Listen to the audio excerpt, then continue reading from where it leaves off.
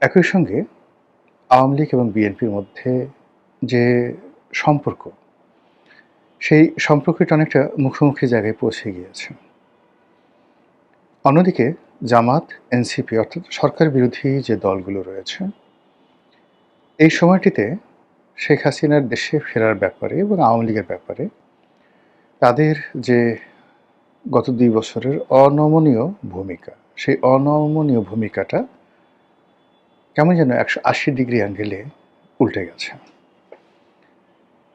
সরকার বিরোধী যে সকল শক্তি রয়েছে, তাদের যারা শীর্ষ নেতৃবৃন্দ রয়েছেন, তারা অনেকটা স্যাটায়ার করে শেখ হাসিনাকে বলার চেষ্টা করছেন, "আপনি আসুন, আপনাকে যেখানে পাবো সেখানেই আপনার যে মৃত্যুদণ্ড রয়েছে সেটি কার্যকর করা হবে", ইত্যাদি, ইত্যাদি নানা রকম। কিন্তু সাংগঠনিকভাবে তারা চাচ্ছে, এখানে কৌশল করছে। কৌশলটা হলো যে আওয়ামী লীগকে এবার বিএনপি সরাসরি মোকাবেলা করুক। এ কারণে গত ২ বছরে এখানে যে বিষয়গুলো হয়েছে সেটা হলো আওয়ামী লীগের বিরুদ্ধে যত মামলা হয়েছে, মোকদ্দমা হয়েছে, বলতে গেলে তার শতভাগ মামলা মোকদ্দমা করেছে বিএনপির লোকজন। এবং তারা এই কাজগুলো করে যথেষ্ট চাঁদাবাজি করেছে, অর্থবৃত্তের মালিক হয়েছে এবং আওয়ামী লীগের পরিবারকে জিম্মি করে রাজনৈতিক, অর্থনৈতিক, সামাজিক ফায়দা লুট করেছে। আর অন্যদিকে ৩২ নম্বর ভাঙা, তারপর বিভিন্ন জায়গাতে আওয়ামী লীগের লোকদের উপর মব করা, এরকম কিছু ঘটনাকে, যেগুলোকে সাধারণত জামাত এবং এনসিপি বিচ্ছিন্ন ঘটনা বলছে, কিন্তু এগুলোকে ক্যাপিটালাইজ করে এমনভাবে প্রচার করা হয়েছে যে গত ২ বছরে আওয়ামী লীগের উপর যত অন্যায় হয়েছে, অবিচার হয়েছে, তা আসলে জামাত করেছে, এনসিপি করেছে। এদিকে তৃণমূলের খবর, ঢাকার যারা আছেন লোকজন, তাদের কথা আলাদা, কিন্তু তৃণমূলের খবর হলো অবস্থা দৃষ্টে যারা পলিটিক্যাল লোকজন রয়েছেন বিএনপি এবং জামাতে, তারা সবাই আওয়ামী লীগের যারা নিরীহ ভোটার রয়েছেন তাদের সঙ্গে একটা সমঝোতা সম্পর্ক তারা তৈরি করেছিলেন বিগত নির্বাচনকে সামনে রেখে। আর এখন বলতে গেলে আওয়ামী লীগের লোকজন তারা তাদের মতো করে বুক ফুলিয়ে চলছেন বিভিন্ন জায়গাতে। অন্যদিকে বিএনপি, জামাত এবং এনসিপির মধ্যে যে বিরোধ, যে বন্ধুত্ব, এটা অনেকটা গুপ্ত। মানে তাদের মধ্যে আসলে সমঝোতা নাকি শত্রুতা, তাদের মধ্যে বন্ধুত্ব নাকি বৈরিতা, এটি বোঝা যাচ্ছিল না। কিন্তু সাম্প্রতিক কিছু কর্মকাণ্ডে যেটা মনে হচ্ছে সেটি হলো বিএনপি, জামাত, এনসিপির যে সম্পর্কটি পয়েন্ট অফ নো রিটার্নে চলে গেছে। বিশেষ করে জুলাই সনদ বাস্তবায়ন, সংবিধান সংশোধন, ডক্টর মোহাম্মদ ইউনূসকে রাষ্ট্রপতি পদে বসানো, তারপর আলী রিয়াজ কমিশনের যে সংস্কার প্রস্তাবগুলো ছিল সেগুলো তাদের মতো করে, অর্থাৎ এনসিপি এবং জামাতের মতো করে, ডক্টর ইউনূসের মতো করে সেগুলো বাস্তবায়ন করা, এই কাজগুলো বিএনপি আসলে করতে চাচ্ছে না। দ্বিতীয়ত, ডক্টর মোহাম্মদ ইউনূসের যারা লোকজন ছিলেন তাদের একটা বিরাট অংশ যারা প্রো বিএনপি ছিলেন, বিএনপি তাদেরকে ক্যাপিটালাইজ করে ফেলেছে, তাদেরকে নিয়ে নিয়েছে। এবং এই যে তাদেরকে নিয়ে নেওয়া, এটা জাস্ট বড় উদাহরণ দিলেই বুঝতে পারবেন। যেমন ডক্টর মোহাম্মদ ইউনূসের একেবারে দক্ষিণ হস্ত, যাকে বলা হতো সরকারের মুখপাত্র, বিকল্প উজিরে আজম জনাব শফিকুর রহমান, প্রেস সেক্রেটারি। আপনারা জানেন যে তিনি অতি সম্প্রতি একটি পত্রিকার সম্পাদক হয়েছেন। সেই পত্রিকার মালিক কি আপনারা জানেন? সেই পত্রিকার মালিক হলেন জনাব Gorky, Anis Ahmed Gorky, MGS গ্রুপের মালিক। এবং আনিস আহমেদ গোর্কি জনাব তারেক রহমান সাহেবের সবচেয়ে ঘনিষ্ঠ বন্ধু। মানে তারেক রহমান সাহেবের যে কজন বন্ধু রয়েছেন তাদের মধ্যে অল্প কয়েকজন বন্ধু রয়েছেন, তার মধ্যে সবচেয়ে অভিজাত, ব্লু ব্লাড এবং সবচেয়ে ধনী যে মানুষটি, তিনি হলেন এই আনিস আহমেদ গোর্কি, এমজিএস গ্রুপের মালিক। এই গোর্কির মালিকানাধীন পত্রিকাটি জনাব শফিক, তিনি সম্পাদক হিসেবে দায়িত্ব গ্রহণ করেছেন। এবং আপনি দেখেন যেদিন থেকে তিনি এই দায়িত্ব গ্রহণ করেছেন এবং বিএনপি যেদিন থেকে ক্ষমতায় আসছে সেদিন থেকে জনাব শফিক তিনি আগের মতো করেই অর্থাৎ ইনুস জামানাতে যেভাবে কথা বলেছিলেন ঠিক সেই ভাষাতে তিনি কথা বলছেন। এর বাইরে অন্যান্য যারা আছেন, যারা অনেকটা প্রো বিএনপি ছিলেন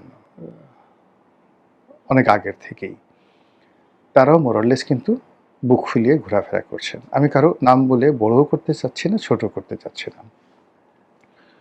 অন্যদিকে ডক্টর মোহাম্মদ ইউনূসের প্রতি জামাত এবং এনসিপি তাদের যে একেবারে দ্বিধাহীন সমর্থন ছিল, অন্ধের মতো তাদের বিশ্বাস ছিল, ঠিক সেই বিশ্বাসের মূল্যের যে জায়গাটি, সেই জায়গাটিতে এখন জামাত এবং এনসিপি নিজেদেরকে বেকুব মনে করছে, অসহায় মনে করছে, দুর্বল মনে করছে।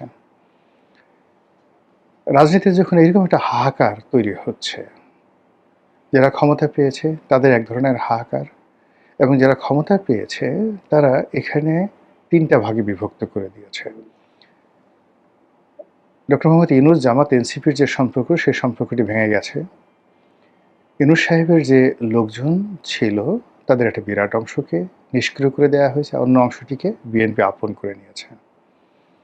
আর জামাতের মধ্যে একটা হতাশা, আতঙ্ক এবং ভয় ঢুকিয়ে দেওয়া হয়েছে। ঠিক এই সময়টিতে যখন শেখ হাসিনা বললেন যে আমি বাংলাদেশে আসছি এবং ডিসেম্বর মাসে আসছি, তখন সঙ্গত কারণে যেহেতু এখানে আলটিমেটলি একটা বিভেদ তৈরি হয়ে গিয়েছিল এবং এই বিভেদটা আর জোড়া লাগানোর কোনো স্কোপ আগামীতে নেই। তো সেই অর্থে সরকার, বিএনপির যারা সহযোদ্ধা রয়েছেন তাদের সাথে যমুনাতে বৈঠক করেছেন, খাওয়া দাওয়া করেছেন, আনাকুম জানাকুম সালাম আলাইকুম এরকম কথাবার্তা শেখানো হয়েছে।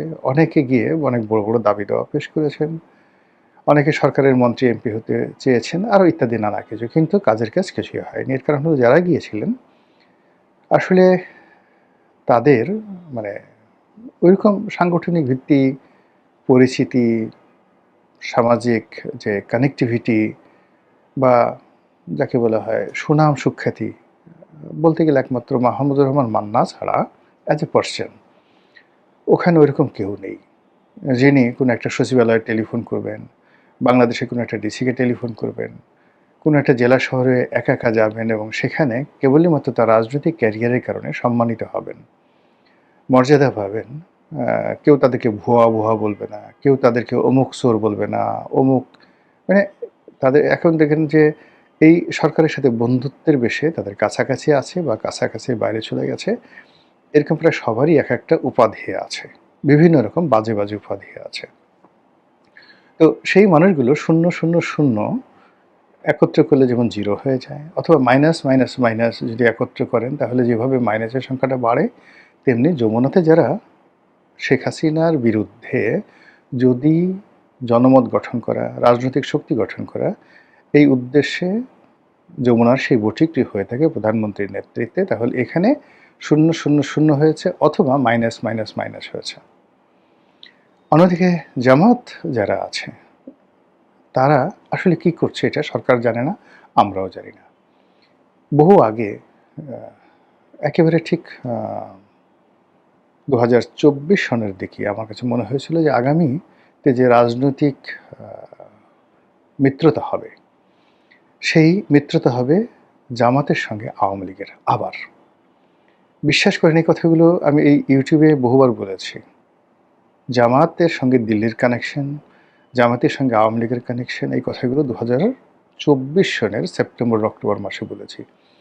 আজকের দিনে এটার যে রূঢ় বাস্তবতা, এটা আমি না, স্বয়ং প্রধানমন্ত্রী বা বিএনপির যারা শীর্ষ নেতৃবৃন্দ রয়েছেন তারা এইরকম যাকে বলা হয় কথা বলাবলি করছে। ঠিক সেই সময়টাতে শেখ হাসিনা বাংলাদেশে আসতে চাচ্ছেন। এটা নিয়ে আওয়ামী লীগের মধ্যে একটা মিশ্র প্রতিক্রিয়া দেখা দিয়েছে। তারা এখন কি করবেন? অনেকে যেমন খুব স্বপ্ন দেখছেন শেখ হাসিনা আসবেন, এটা হবে, এটা হবে, এটা হবে, তারা সবাই গণহারে জেলে যাবেন। অথবা অনেকে চিন্তা ভাবনা করছেন শেখ হাসিনা যেদিন আসবেন সেই দিন আসলে তারেক রহমান সাহেব আসার পরে যেভাবে পরিস্থিতি সব কিছু তারেক রহমান সাহেবের নেতৃত্বে চলে গেছে, নিয়ন্ত্রণে চলে গেছে, শেখ হাসিনা আসলেও একই পরিস্থিতি হবে। এটা আওয়ামী লীগের বিশাল শ্রেণী মনে করছে। আওয়ামী লীগের যারা একটু সমঝদার তারা চিন্তা করছেন যে আচ্ছা ঠিক আছে, দেশের বাইরে পালিয়ে থাকার চাইতে এখানে এসে আমরা যদি জেলখানাতে থাকি, দেশে রাজনীতি করি, তাহলে অন্তত মুখ রক্ষা হয়। শেখ হাসিনা হয়তো মনে করছেন যে আমি আর বাঁচব কয়দিন, এই সময়টিতে আমি আমার দেশের মাটিতে থাকব, দেশের মাটিতে কবর রচিত হবে, এরকম একটা আকাঙ্ক্ষা তার মধ্যে আসতে পারে। আবার অন্যদিকে তার যে জিদ, তার শরীরের যে অবস্থা এবং একই সঙ্গে তার যে অতীত ক্যারেক্টারিস্টিক্স, সেই দিক থেকে তার যে হুমকি, এই হুমকিটা যে ফেলে দিতে, মানে সরকার যে ফেলে দিবে বা গণ্য করবে না, এটাও কিন্তু কোনো অবস্থাতেই যাকে বলা হয় মনে করার কোনো কারণ নেই। একেবারে সর্বশেষ যেটি, সেটি হলো দিল্লি। এখানে সরকারের সাথে কি খেলা খেলছে, এটার উপর অনেক কিছু নির্ভর করবে। যেমন দেখা গেল যে প্রথম দিকে একেবারে দিল্লি এগিয়ে এলেন তারেক রহমান সাহেবের সাথে সম্পর্ক করার জন্য, কিন্তু পরবর্তীতে বিভিন্ন কারণে সেই সম্পর্কটা হলো না। তারপর চীন ভ্রমণের পরে সেই পরিস্থিতি একেবারে ইনুস জমানার মতো চলে গেল। আবার সাম্প্রতিক সময় দিল্লি আবার তারেক রহমান সাহেবকে সেপ্টেম্বর মাসে দিল্লি ভ্রমণের বিমস্টেক উপলক্ষে দিল্লি ভ্রমণের আমন্ত্রণ জানিয়েছেন। ইতিমধ্যে অন্তত বাংলাদেশের যে বিষয় নিয়ে দিল্লি এবং ওয়াশিংটন যে একত্র হয়ে গেছেন, ডোনাল্ড ট্রাম্প এবং মোদির মধ্যে হাজারো বিরোধ থাকা সত্ত্বেও বাংলাদেশের প্রশ্নে তারা ঐক্যমত পোষণ করছেন, এটা প্রায় নিশ্চিত। ২ নম্বর হলো যে দিল্লি এবং আমেরিকা বুঝে গেছে তাদের যে কৌশলগত যে বিষয়গুলো দরকার বাংলাদেশ থেকে, মূলত সে বাংলাদেশ থেকে ব্যবসা বাণিজ্য নিয়ে ভারতেরও মাথা ব্যথা নেই। এর কারণ হলো তাদের ট্রিলিয়ন ট্রিলিয়ন ডলারের ইকোনমি, সেখানে বাংলাদেশের সঙ্গে তাদের যে ব্যবসা বড়জোর কত 40 বিলিয়ন ডলারের ইয়ারলি ব্যবসা, নট মোর দ্যান দ্যাট। আমেরিকার সাথে আমাদের ব্যবসা বাইলেটারাল কত হবে, খুব অল্প, বড়জোর 20 বিলিয়ন ডলারের ব্যবসা। এর মধ্যে আমরা এক্সপোর্ট করি কত আর তারা ইম্পোর্ট করে খুব অল্প। তারা ইম্পোর্ট করে, মানে তারা এক্সপোর্ট করে খুব অল্প, আমরা এক্সপোর্ট করি অনেক বেশি। কিন্তু আমেরিকার ইকোনমির সাইজে এটা একটা পিনাটও না, সর্ষে দানা। তো কাজে এখানে ব্যবসা বাণিজ্য টাকা পয়সার চাইতে মিলিটারি অ্যাসপেক্ট এবং যেটাকে বলা হয় ভূ রাজনীতির যে গোলকধাঁধা, কৌশলগত দিক, এটা বেশি গুরুত্বপূর্ণ, বিশেষ করে চীনকে মোকাবেলা করার জন্য। এবং আমেরিকার যে ইন্দো প্যাসিফিক নীতি এবং একই সঙ্গে মায়ানমার অ্যাক্ট বা বার্মা অ্যাক্ট, একই সঙ্গে দিল্লির 7 সিস্টার এবং চীনকে মোকাবেলা, এই 3টি বিষয়ে তারা বুঝে গেছে যে কৌশলগতভাবে পার্টনার হিসেবে বিএনপি তাদের কাছে শক্তিশালী নাকি আওয়ামী লীগ তাদের কাছে গুরুত্বপূর্ণ শক্তিশালী পার্টনার। 2 নম্বর হলো যে তাদের স্বার্থ স্ট্রংলি রক্ষা করার ক্ষেত্রে শেখ হাসিনা সক্ষম না তারেক জিয়া সক্ষম। অন্যদিকে জঙ্গিবাদ দমন, যেটিকে আমরা ফান্ডামেন্টালিজম বলি, এই ব্যাপারে ভারতের আতঙ্ক চরমে, আমেরিকার আতঙ্ক চরমে। তো সেই ব্যাপারে আওয়ামী লীগ এবং শেখ হাসিনার সঙ্গে আমেরিকা এবং দিল্লির যে সম্পর্ক, সেই সম্পর্কটি কোনো অবস্থাতেই বর্তমান বিএনপির নেতৃত্ব স্পর্শ করতে পারবে না। তো সেই দিক থেকে ফাইনালি একবার সামনে টেনে, অর্থাৎ মাছ যেভাবে শিকার করে, আপনি মাছ বড়শি গিলে ফেলেছে, এখন একবার তাকে ছেড়ে দেন, একবার টানেন, এভাবে একটা সময় সে রক্তাক্ত হবে, দুর্বল হবে এবং পরবর্তীতে আপনি তাকে উঠিয়ে একদম সুন্দর করে ফ্রাই করে খেয়ে ফেলবেন। এইভাবে সরকারকে টানা হেঁচড়া আমেরিকা করছে, তারপর ভারত করছে, আইএমএফের মাধ্যমে করছে, বিশ্ব ব্যাংকের মাধ্যমে করছে, দিল্লির কূটনীতির মাধ্যমে করছে, যেটিকে আমরা সাউথ ব্লক বলি, তার মাধ্যমে করা হচ্ছে, সিআইয়ের মাধ্যমে করা হচ্ছে, রয়ের মাধ্যমে করা হচ্ছে। আবার এই যে বাংলাদেশে বিভিন্ন জায়গাতে যে বোমা পাওয়া যাচ্ছে, এর মাধ্যমেও সরকারের যে এনার্জিটা নষ্ট করে দেওয়া হচ্ছে। আর এই যে এনার্জিগুলো যখন নষ্ট হতে হতে সেপ্টেম্বর অক্টোবরের দিকে এই এনার্জি আরও নষ্ট হয়ে যাবে, ঠিক সেই সময়টাতে শেখ হাসিনার বাংলাদেশে আগমন নিয়ে দিল্লি যে কী খেলা খেলবে,